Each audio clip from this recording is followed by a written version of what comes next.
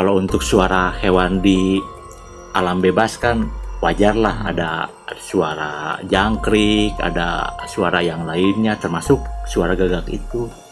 Cuma lama kelamaan kenapa ini bunyi terus ini burung. Nah, ketika Ahen lagi fokus nyari sumber suaranya, Ahen melihat ke sekitar. Nah, di sebelah kanan itu kurang lebih di bagian vegetasinya tuh yang pohon-pohonnya, Ahen ngeliat bayangan berjubah. Dia berupa siluet tapi tinggi banget.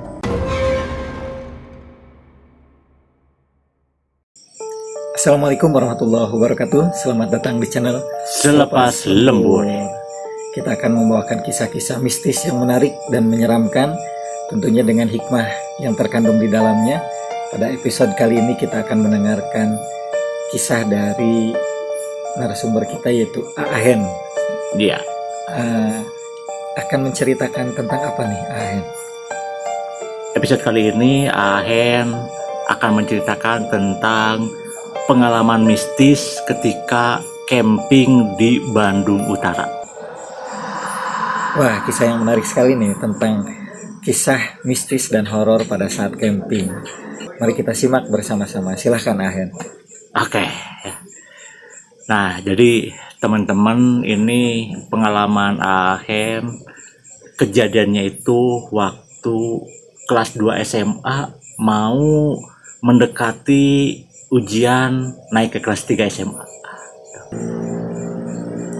Jadi waktu itu yang ikut camping itu ada 6 orang lah. Ada Ahen, terus si Ren, si Fad, si Rob, si Fir, dengan si Yud lah, anggap aja lah itu. Jadi 6 orang yang ikut camping ke daerah Bandung Utara. Daerah Bandung Utaranya sih kalau saat ini udah jadi bagian dari Kabupaten Bandung Barat. Itu salah satu danau atau situ yang sangat terkenal lah di sana gitu. Bagi warga Bandung dan sekitarnya ya mungkin sudah tahu lah tempatnya.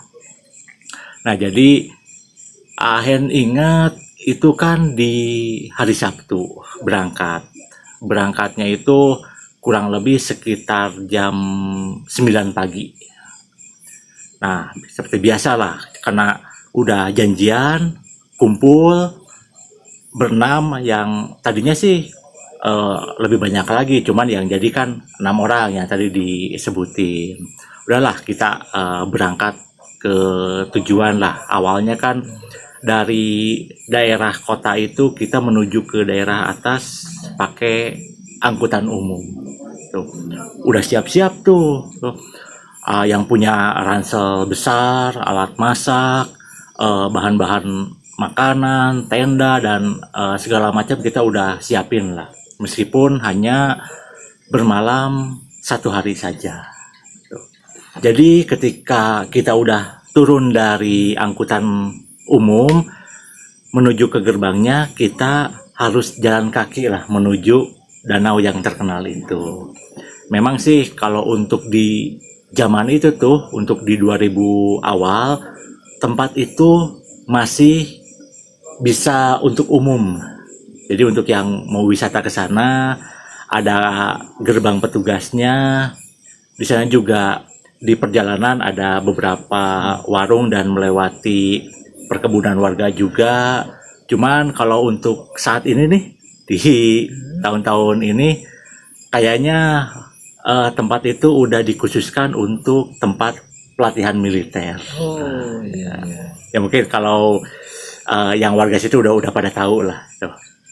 Nah, jadi kita berenam itu mulai jalan kaki dari gerbang masuk ke area atasnya itu kurang lebih jam 10-an lah. Nah, akhirnya kita jalan melewati perkampungan warga, perkebunan warga, sampai melewati hutan-hutan. Kita sampai ke area danau untuk perkemahan itu sekitar jam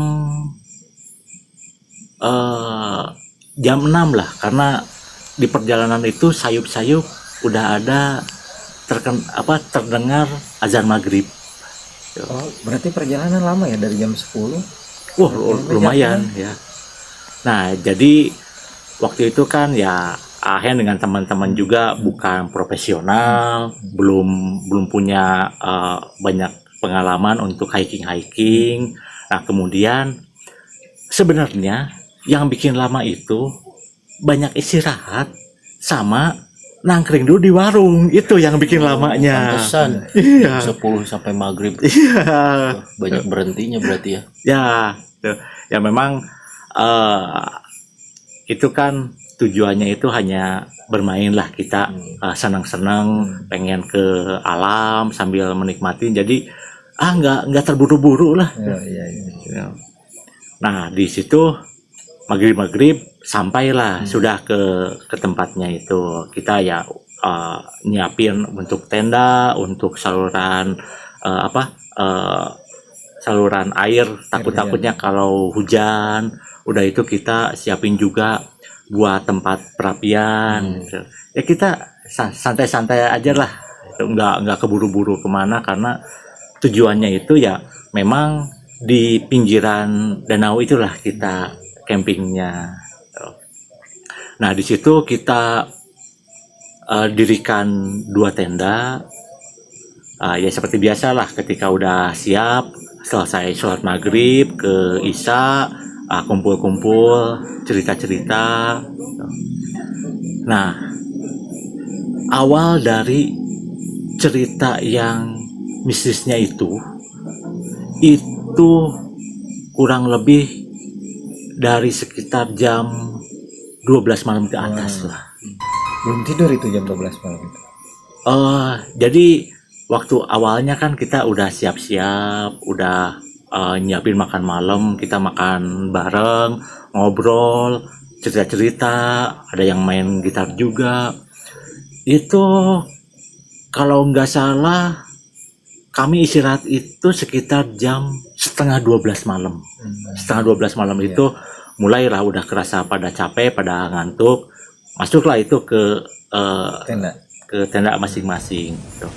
Nah, tendanya itu kan yang satu gede, itu kita ditempati 4 orang. Yang satu lagi ya agak kecil, jadi yang 2 lagi di situlah kita berhadapan-hadapan itu tenda. Nah, ketika yang lainnya udah berbaring, udah siap-siap tidur, ya Hen juga kan ikutlah di tenda yang besar, yang 4 orang. Di situ udah mulai istirahat. Kita nggak pakai sleeping bag, kita hanya gelar matras aja masing-masing.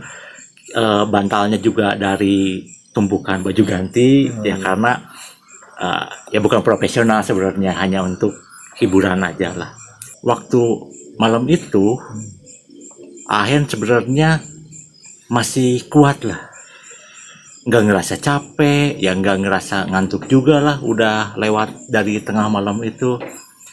Kalau yang lain tuh, yang 3 orang, kan Ahen satu tenda itu yang berempat tuh, yang 3 lagi udah tidur semua. Ahen kan satu tenda itu yang berempat, tuh yang 2 lagi tendanya terpisah, mereka berdua. Sekitar jam 2 malam Ahen masih terjaga. Yang lainnya udah pada tidur, ada yang ngorok, ada yang mengigau gitu. Ya cuman Ahen masih terbaring aja gitu. Ahen ngambil keputusan mau ngerokok aja di luar. Kan nggak mungkin ngerokok di dalam tenda ya, selalu berbahaya. Dan juga ini jangan dicontoh ya teman-teman ya, masih sekolah, main, udah mulai ngerokok, itu nggak bagus sebenarnya. Cuman ini kan berbagi pengalaman aja lah, jangan dicontoh ya teman-teman yang nggak baiknya. Jangan dicontoh kayak Ahen ya. Nah, di situ Ahen keluar aja, nangkring sendiri di daerah perapian. Di situ Ahen nyalain sendiri itu. Kalau zaman itu mungkin kalau yang ngalamin masih zamannya lilin parafin. Lilin parafin kan kita nyalain ya, kita pakai sedikit kayu bakar ya, jadilah perapian. Nah ketika Ahen nangkring tuh lagi ngerokok tuh, tiba-tiba tuh gak lama dari itu Ahen ngedengar ada suara seperti burung gagak. Malam-malam lagi sendiri tuh kan, otomatis Ahen celingukan tuh nyari di mana sumber suaranya. Oh, ada suara burung nih. Ya sebenarnya awalnya biasa-biasa aja, nggak kepikiran gimana gitu. Kalau untuk suara hewan di alam bebas kan wajar lah, ada suara jangkrik, ada suara yang lainnya termasuk suara gagak itu. Cuma lama kelamaan kenapa ini bunyi terus ini burung. Nah ketika Ahen lagi fokus nyari sumber suaranya, Ahen melihat ke sekitar. Nah di sebelah kanan itu kurang lebih di bagian vegetasinya tuh yang pohon-pohonnya, Ahen ngeliat bayangan berjubah. Dia berupa siluet tapi tinggi banget, bahkan ngelebihin pohon-pohon yang ada di sekitarnya. Itu kan kalau waktu jalan masuk itu kan pohonnya itu wah tinggi banget, entah berapa puluh meter lah. Bayangannya itu rambutnya itu seperti yang panjang itu berantakan, tapi bawahnya itu jubah semuanya hitam kecuali area matanya. Dia matanya merah. Ahen gimana waktu reaksinya Waktu pertama kali ngelihat di situ, langsung jantung itu kan berdebar-debar. Ahen aslinya takut waktu itu. Di alam bebas, nggak ada yang nemenin, yang lainnya udah pada tidur. Melihat hal itu, awalnya sih Ahen susah ngegerakin badannya itu. Aduh, pengen masuk ke tenda gitu.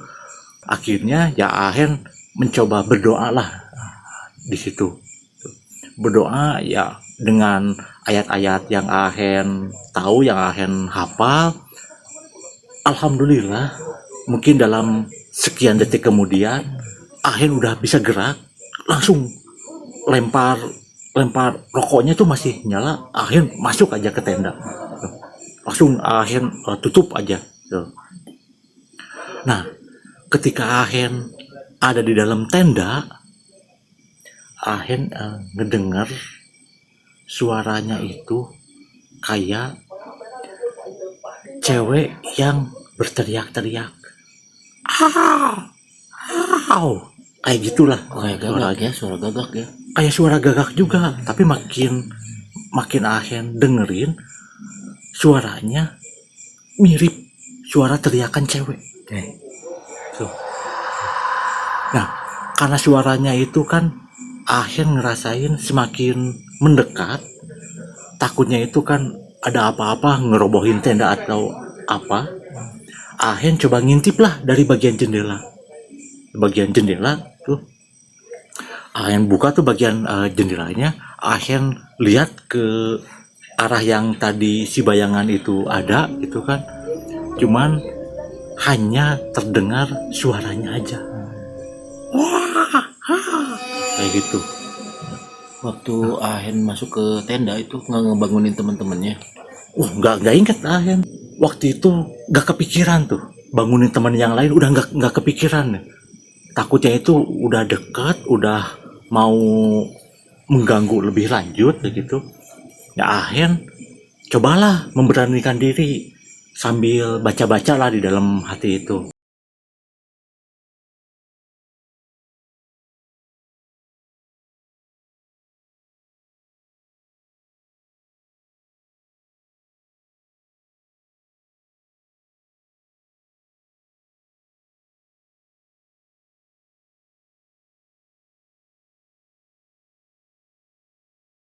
dekat tenda yang satu lagi.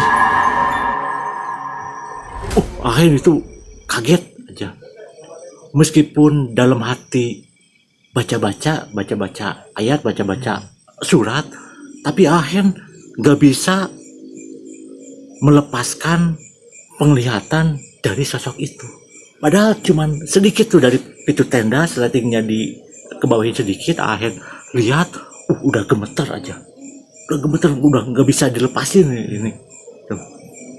Itu kerasanya lama banget itu melihat sosok itu. Sebentar dulu nih.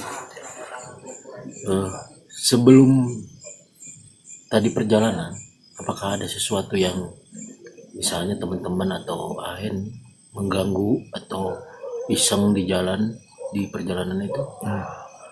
Kalau waktu awal perjalanannya sih kita nggak ada yang aneh-aneh. Cuman ya seperti biasa lah kalau teman-teman karena udah kenal, udah deket, bercanda-bercanda, ketawa-ketawa gitu. Ya memang di perjalanan pun sih ketika ada sesuatu yang lucu, tertawanya sih memang kita terbahak-bahak lah. Jadi dan juga waktu hari itu nggak ada lagi yang camping yang lain. Jadi cuman rombongan kita aja yang ada di situ untuk di area situ. Jadi, tapi kalau untuk di area yang lain sih kita lihat ada juga ada lampu, cuman itu mereka di area yang lain. Dan juga waktu awal berangkat kan kita pasti berdoa dulu. Nah, ketika Ahen udah ngeliat sosok bayangan itu, alhamdulillah itu pertolongan datang ke Ahen. Apa itu? Nah, jadi waktu Ahen itu udah nggak bisa gerak, ngelihat sosok itu yang udah ada di dekat danau itu tuh, bahkan lebih mendekat lagi ke dekat tenda yang kecil, Ahen tiba-tiba ngedenger ada suara bapak-bapak dia ngomong kayak gini nih. Dia sebenarnya pakai bahasa Sunda, cuman Ahen pakai bahasa Indonesia aja ya. Nah, ada suara bapak-bapak yang bilang, udah, jangan takut, gak usah diliatin aja. Itulah kalau bahasa Indonesia. Itu kedengar gitu. Nah, baru aja Ahen bisa gerak, ya bisa ambil napas lah. Tuh. Nah, sekian detik kemudian ada yang menyentuh bahu itu. Ada yang menyentuh. Karena Ahen kaget, ya Ahen kan otomatis lihat ke belakang tuh. Teman-teman yang lain masih tidur. Cuman ya di situ suaranya juga bukan suara salah satu dari teman Ahen yang ada di tenda. Ini suaranya suara bapak-bapak lah. Gaib juga berarti. Gaib juga. Tapi alhamdulillah karena ada suara itu, Ahen jadi bisa sadar lagi. Nah, ketika Ahen lagi melihat area di dalam tenda karena penasaran dengan suara itu, terdengar lagi, tutup tendanya, udah tidur, kata suara bapak-bapak tadi. Ya Ahen kan otomatis takut juga tuh. Ahen langsung tutup aja si pintu tendanya. Kan biasanya ada kuncinya lah, ada kuncinya, ada sletingnya dikaitin. Ahen kunci itu si sletingnya, Ahen udah rebahan lah tuh. Itu udah nggak karu-karuan lah gitu ngelihat yang lain. Aduh, ini tidur mau ngebangunin nggak tega gitu. Udahlah di situ Ahen berbaring, berdoa juga terus, dan alhamdulillahnya suara bapak-bapak ataupun suara yang tadi kayak teriakan-teriakan wanita itu, alhamdulillah makin lama makin kecil dan hilang. Ahen udah tidur aja, berbaring lah. Ahen nggak tidur tuh, Ahen cuma berbaring aja. Tidur atau berbaring? Hanya berbaring aja, nggak tidur. Bahkan sampai subuh, sampai teman-teman yang lain pun bangun, Ahen tetap terjaga, tetap berdoa dalam hati sambil berbaring di dalam tenda, nggak berani lagi keluar. Sebelum nunggu yang lain pada bangun, semuanya pada keluar, ya akhirnya tetap aja di tenda lah. Pun berbaring, pegal ke kiri ke kanan. Nah, alhamdulillah lah sampai subuh itu, ya akhirnya nunggu yang lainnya bangun, udah pada bangun, baru di situ akhirnya berani keluar. Cuman karena kondisi masih gelap, akhirnya belum berani cerita tuh ke yang lain. Yang lain kan biasalah udah pada bangun, nyiapin air panas, bikin kopi. Yang sebagian lagi ada yang ada yang buang air segala macam lah, pokoknya beraktivitas ya. Akhirnya di situ cuman duduk aja dalam tenda. Udah syok, masih takut itu walaupun ya teman-teman udah pada bangun, udah pada beraktivitas, akhirnya ikut bangun juga, duduk, nggak cerita apa-apa. Tuh. Akhirnya pagi-pagi, setelah ya sesudah sarapan lah, udah sarapan, itu sebelum beres-beres kan memang itu kan hari Minggu, udah waktunya pulang lah, udah cukup satu malam aja lah kita di situ. Baru cerita lah awalnya ke si Rob, ya Rob tadi malam nggak bisa tidur, gini, wah, nah ada tuh dua lagi, si Fad dengan si Yud itu, yang kalau si Fad itu kan dia ikut bela diri yang metafisik lah. Kalau si Yud itu dia ya memang dikenal di rumahnya juga sih, dia ada sedikit kelebihan lah. Barulah Hen cerita ke si Rob ngasih tahu lah ke mereka berdua. Udahlah katanya, jangan dibahas di sini. Oh iya. Kita beres-beres aja. Udah pulang sekarang. Udah tuh langsung beres-beres, packing segala macam. Itu packing sekitar jam 8 pagi lah. Jam 8 pagi kita udah beres-beres semua, perapian kita udah amanin, tenda udah dibongkar, udah kita perjalanan turun lah gitu. Karena yang lainnya juga kan udah dikasih tahu jangan lama-lama di sini. Udah kita turun sekarang, jangan lama-lama istirahat. Akhirnya kita turun aja lah. Bahkan hari itu kita beres-beres jam 8, kita turun itu sekitar jam 1 siang. Karena kita nggak istirahat, nggak nongkrong-nongkrong sampai ke bawah, sampai ke gerbang masuknya lah. Nah, barulah di situ kita naik angkutan umum ke rumahnya si Yud yang memang nggak terlalu jauh lah gitu, ke arah kota, ke arah bawah. Barulah di situ di rumah si Yud itu dibahas cerita. Ya kan si Yud dengan si Fad itu udah tau lah ceritanya. Nah, kalau menurut si Fad memang waktu kita awal datang itu, karena dia itu kan orang metafisik lah, dia enggak berdoa, enggak pasang pagar gaib lah untuk ngelindunginnya. Si Yud juga dia ya memang mengakui untuk area situ kan termasuk tempat yang wingit, yang angker, yang masih asri gitu. Jadi wajar lah kalau di tempat itu ya makhluk-makhluk dari alam sebelah itu bisa saja menampakkan diri ke alam nyata. Nah, si Yu juga ya karena dia merasa bisa, ya dia santai-santai aja. Lagi pula menurut dia kan dari awal kita berangkat tidak ada sesuatu yang indikasinya itu mengganggu alam sebelah di daerah situ. Nah, jadi kalau bagi mereka sih yang Ahen alami itu sesuatu yang wajar, ya sesuatu yang sudah jadi rezekinya Ahen kata mereka. Iya. Dan alhamdulillahnya ketika sudah sampai di rumahnya, ya mereka juga dengan skillnya masing-masing, kita berdoa lagi sekali lagi. Alhamdulillah katanya tidak ada yang mengikuti, tidak ada efek samping, kalaupun pegal-pegal yaitu murni karena perjalanan dari wisata tersebut lah. Nah, itulah cerita dari Ahen, pengalaman camping tuh di sana. Ya, cerita yang sangat menegangkan ya. Camping melihat makhluk tak kasat mata seperti itu.